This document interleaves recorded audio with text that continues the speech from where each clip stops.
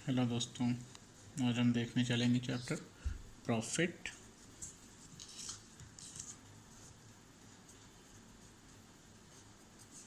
And loss.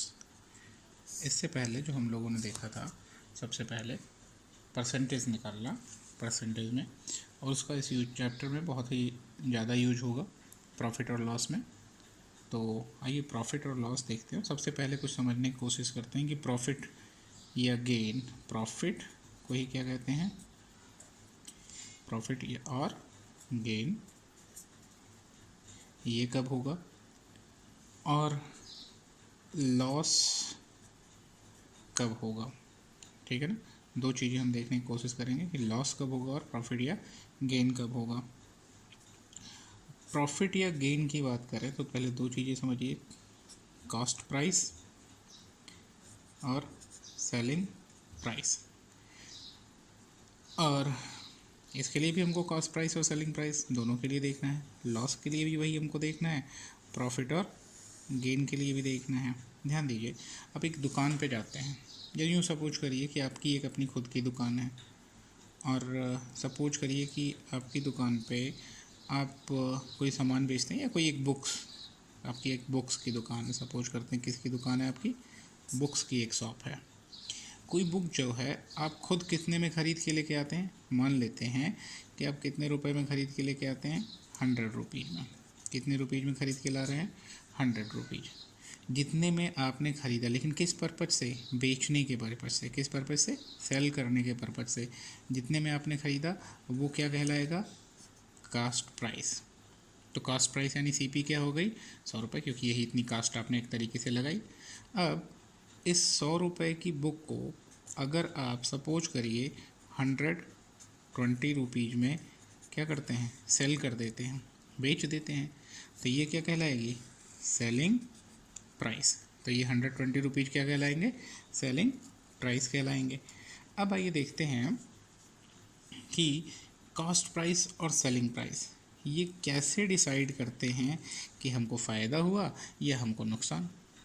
जैसे इस case में अगर देखें कि 100 रुपीज़ की चीज़ को आपने कितने में बेच दिया, 120 में, तो आपको क्या होगा, आप खुद से क्वेश्चन करिए कि आपने 100 में ख़रीदा था, 120 में बेच दिया, 120 में क्या कर दिया आपने, सेल कर दिया। तो इस केस में आपको क्या होगा, प्रॉफिट या गेन। लेकिन ये प्रॉफिट या गेन कितने का हुआ, तो आप देखेंगे कि आपने 120 में तो सेल किया है, और ख़रीदा कितने में था, 100 में। तो कितने रुपीज़ का प्रॉफिट हो गया, 20 रुपीज़। तो ये क्या हो गया हमारा, प्रॉफिट या गेन इक्वल टू 20 रुपीज़ हो गया। ये बात समझ में आई। तो यानी प्रॉफिट का फार्मूला क्या निकल करके आया, ये 120 क्या था, सेलिंग प्राइस, और ये 100 क्या था, कास्ट प्राइस। आपने क्या किया, सेलिंग प्राइस से कास्ट प्राइस को क्या किया, सब्ट्रैक्ट किया। क्या किया, सब्ट्रैक्ट किया। यानी अगर सेलिंग प्राइस, अच्छा अगर ये सेलिंग प्राइस इससे कम होता, सपोज करके देखो कि आपने 100 में ख़रीदा था, और 100 में ख़रीदने के बाद सेलिंग प्राइस कितने की हो गई, मान लीजिए चूहे ने काट दी बुक। अगर चूहे ने बुक काट दी और आपने उसको कितने में बेचा, चलो निकल ही जाए, आपने 90 रुपीज़ में बेच दिया, तो उस केस में सेलिंग प्राइस क्या हो जाएगी, 90 रुपीज़। सेलिंग प्राइस क्या हो जाएगी, 90 रुपीज़। क्या ये सेलिंग प्राइस सीपी से ज़्यादा है या कम, सीपी से कम है। अगर सीपी यानी जिसमें आपने ख़रीदा था, कास्ट प्राइस जो आपको जितने रुपए लगाने पड़े थे, उससे कम में अगर आपने बेचा, तो आपको लाभ होगा या नुकसान। तो आपको ऑब्वियस सी बात है, पता है कि आपको नुकसान होगा, यानी आपको क्या होगा, लॉस होगा।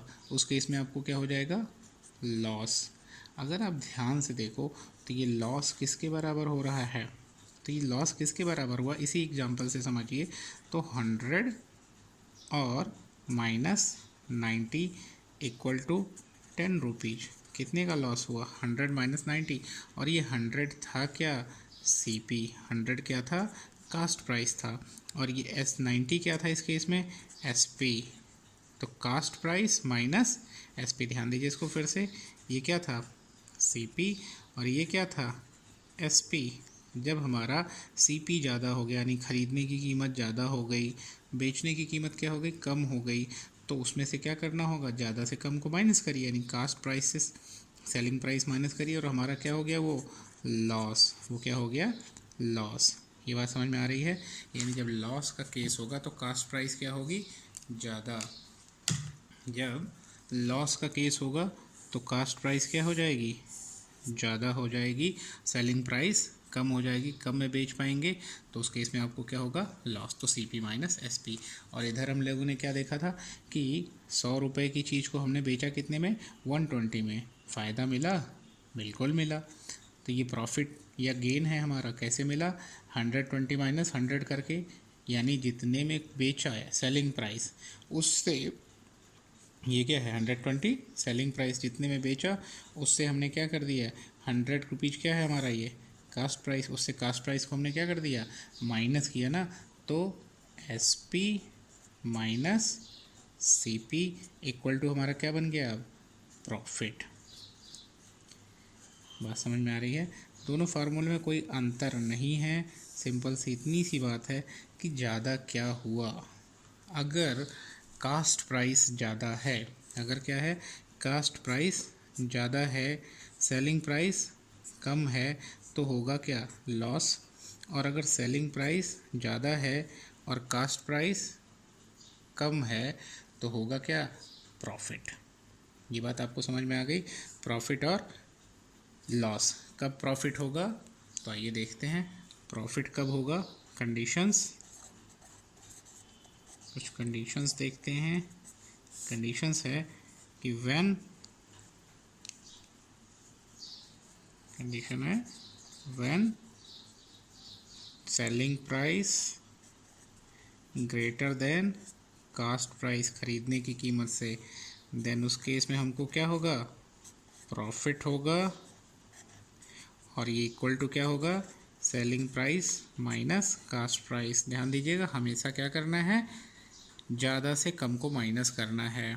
नेक्स्ट थिंग आइए देखते हैं कंडीशंस में, ये हमारी पहली कंडीशन थी, और दूसरी कंडीशन क्या बनती है कि व्हेन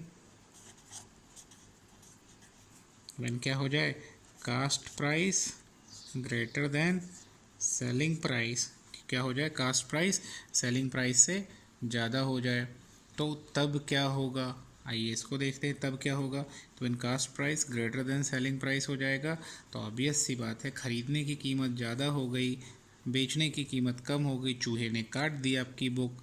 अगर चूहे ने आपकी बुक काट दी तो उस केस में क्या होने वाला है, इस केस में होगा लॉस, तो देन उस केस में क्या होगा लॉस, और इक्वल टू कितने के हो जाएगा ये, तो ये जो ज़्यादा है उससे माइनस करो, तो CP माइनस SP। तो आपके दो फार्मूले बन गए, profit equal to SP minus CP और loss equal to CP minus SP। किसी के फार्मूले याद करने की ज़रूरत नहीं, आप अपनी दुकान अपने मन में खोल लीजिए और उस दुकान के हिसाब से अपने वर्क को कर लीजिए। अब इनकी हम बात करेंगे परसेंटेज की, किसकी बात करेंगे इनके परसेंटेज की बात करते हैं कि इन पे परसेंटेज क्या होगा, ठीक है, इनके हम परसेंटेज की बात करते हैं कि इनका परसेंटेज क्या होगा। आइए देखते हैं परसेंटेज क्या होता है। तो पिछली क्लास में हमने आपको बताया था कि परसेंट का मतलब होता है कि हर 100 पे, यानी प्रत्येक 100 रुपये पे कितने का फ़ायदा नुकसान कुछ भी है, जिस भी चीज़ की बात करते हैं। तो पहले आइए देखते हैं कैसे निकालते हैं, हाउ टू फाइंड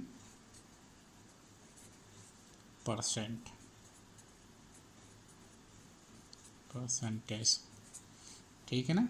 या इसको कैसे फाइंड करेंगे, इसको समझने की कोशिश करते हैं, ठीक है ना। कुछ भी नहीं करना होता है, एक छोटी सी बात मैं आपको यहाँ बताना चाहूँगा, कहीं पर भी किसी भी चीज़ के परसेंटेज को निकालने की बात हो, आप उस हर चीज़ को क्या कर सकते हैं परसेंटेज को फाइंड कर सकते हैं। एक सिंपल सी चीज़ याद रखिएगा, और वो सिंपल सी चीज़ क्या है, वो है चेंज।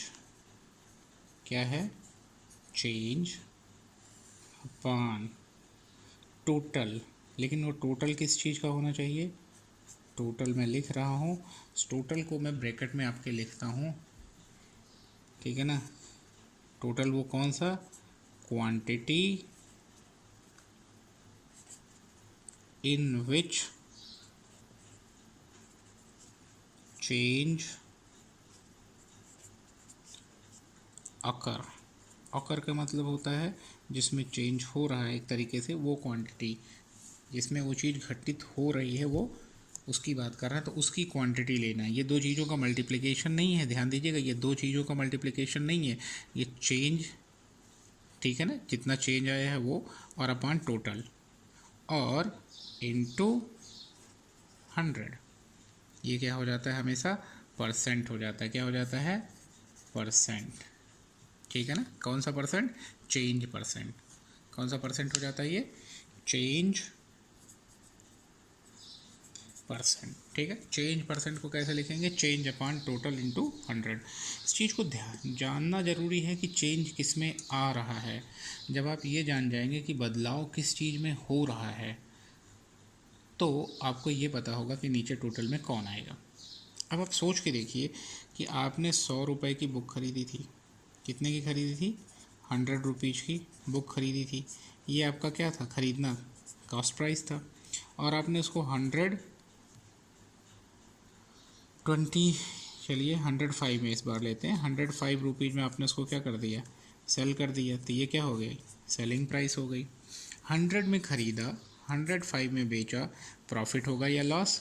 तो हमको पता है कि अगर एसपी ज़्यादा है सीपी से, सेलिंग प्राइस यानी ज़्यादा में बेचा है, तो हमेशा प्रॉफिट ही होगा। तो हम क्या देख सकते हैं, प्रॉफिट इक्वल टू क्या देख सकते हैं, SP minus CP. Profit equal to क्या हो जाएगा, एसपी माइनस सीपी, और ये इक्वल टू क्या आ जाएगा, फाइनली ये आ जाएगा 105 minus 100 equal to 5 rupees.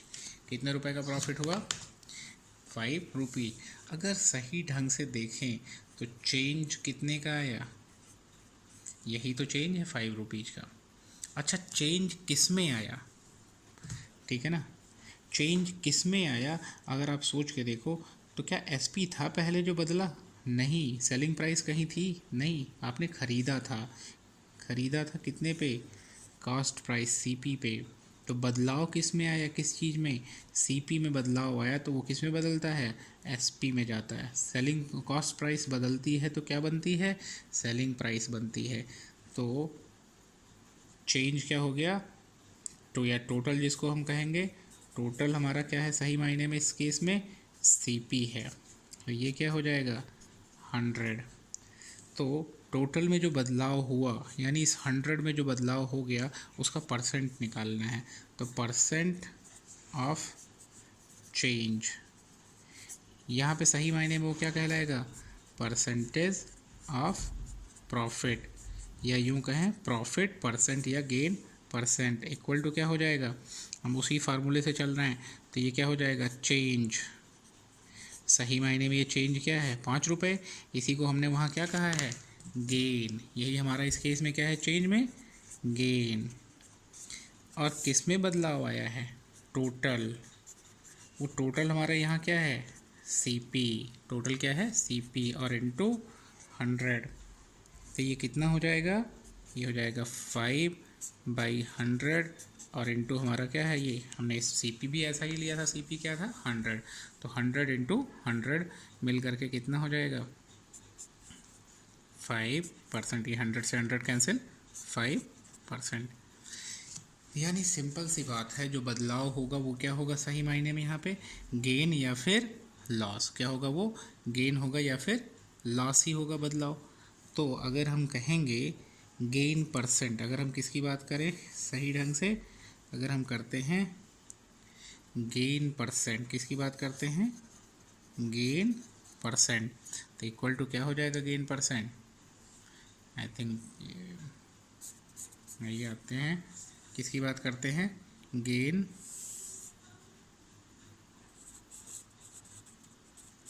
Percent. तो ये चेंज क्या होगा, वो होगा गेन, और अपान सीपी इंटू 100। ऐसे ही अगर हम बात करते हैं किसकी, लॉस परसेंट की, किसकी बात करते हैं, लॉस परसेंट। तो ये क्या हो जाएगा, फिर से चेंज में क्या होगा, जितना लॉस वही चेंज, फिर क्या होगा CP और इनटू 100। ये आपके दो फार्मूले हैं और इससे आप क्या कर सकते हैं, हमेशा निकाल सकते हैं कि कैसे बदलाव आ रहा है। आइए एक प्रॉब्लम देखते हैं, उसके बेसिस पे डिसाइड करते हैं। ठीक, एक और प्रॉब्लम देखते हैं। अभी हमने प्रॉफिट परसेंट पे देख लिया था, एक प्रॉब्लम और देखते हैं किस पे, लॉस परसेंट पे। ठीक है ना, कि अगर सपोज कर लीजिए कि आपने वही बुक खरीदी है, लेकिन अब इस बार 100 रुपये से हटा करके हम कुछ और भी लेकर के देखते हैं ना, जो 100 से 100 सीधे कैंसिल हो जा रहा है, तो आपको आसानी हो रही है। तो कुछ प्रॉब्लम, चलिए सपोज करते हैं कि एक आपने चेयर खरीदी। क्या खरीदी? चेयर। चेयर कितने में खरीदी? जितने में खरीदा वो क्या हो जाएगी इसकी CP। तो चेयर की CP क्या ले रहे हैं हम, मान लेते हैं, चलिए ये है 200 रुपीज़। अच्छा, इस 200 रुपीज़ में इसको ख़रीदा, लेकिन इसको बेचा कितने पे? सपोज करते हैं कि इसकी जो वो होगी वो क्या होगी, सेलिंग प्राइस। और सेलिंग प्राइस कितनी है, ले लेते हैं, चूहे ने काटा था, बेच दिया 180 रुपीज़।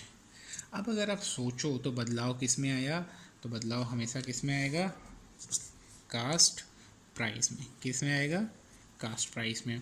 कितना बदलाव आया, तो 200 से कितना हो गया वो 180, 200 से कितना हो गया 180।